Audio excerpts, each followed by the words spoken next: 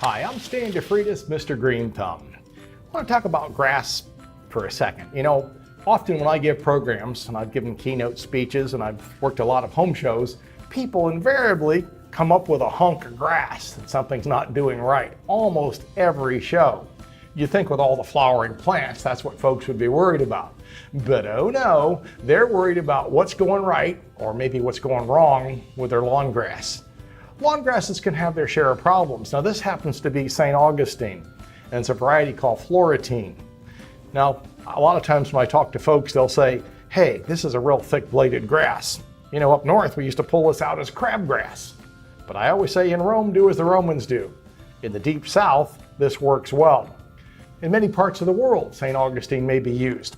It'll take full sun to partial shade.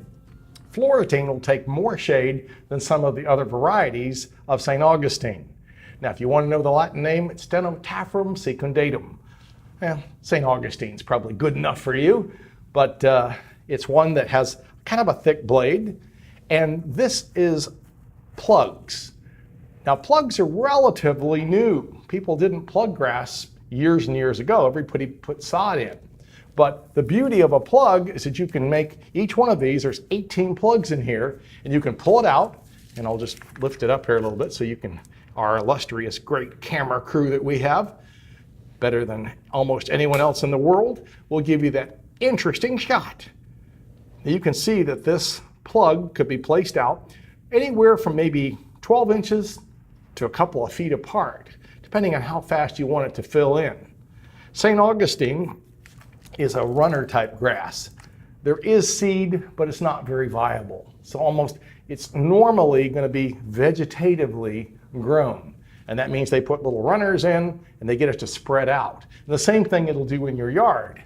Some grasses I know will start from seed. If you're talking about some of the cool season grasses like bents or fescues, you can start those from seed, but even there, a lot of people like to get sod already because you have that instantaneous lawn.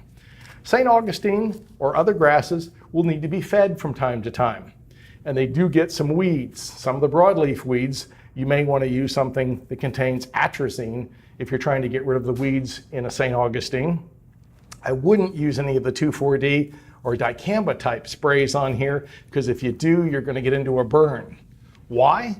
Because it's on the verge of being a broadleaf.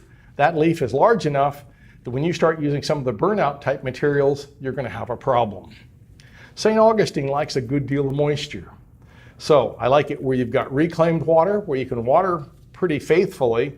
If you've got a real dry soil and you know you can't add extra water, then I would probably choose another grass, maybe a Bahia, or maybe a Zoysia, or maybe one of the Bermudas. Depending on where you're at in the world, your grass choice might vary. St. Augustine does get some problems with chinch bugs, and they get some problems with sod webworms. Chinch bugs are tiny. They're about 1/5 of an inch, about the size, well, about that size. That's about 1/5 of an inch. Tiny little creature. And if you do, there are pesticides that you can buy at almost any nursery garden supply store that should take care of them. If you want to be in the Organic Garden Club, you might try some soapy water and see if you can kind of kill them off with that. Chinch bugs can be a problem. Sod webworms, there's a number of different products that can get rid of them. And occasionally you may have some problems with brown patch, which is a fungus. There are fungicides that you can buy at almost any nursery that should take care of that problem also.